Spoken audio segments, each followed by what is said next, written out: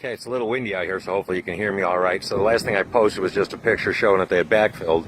So now here building in Florida with Mighty House, you can see that the underground plumbing is in.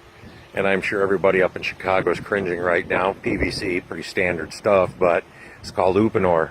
And yes, red is hot and blue is cold. It's to keep the non-union workers figuring out what's going on. They still get it backwards all the time, though. It's actually kind of funny. So you can see we have inspections tomorrow. One thing that I noticed is if you look at the PVC in the ground, none of it has the hangers on it, which is required here. So when we come up this high with fill, put hangers in there that stick straight up.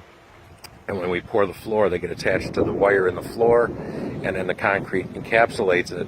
And what that does is that if the sand base underneath here settles, that the sewers do not back pitch ever. So it's just a safety thing. And it's cheap. It's a few $100s, to the house, but then we don't have to worry about it. So the next step here, and if you look closer, you can see the welded wire fabric laying out there in the street.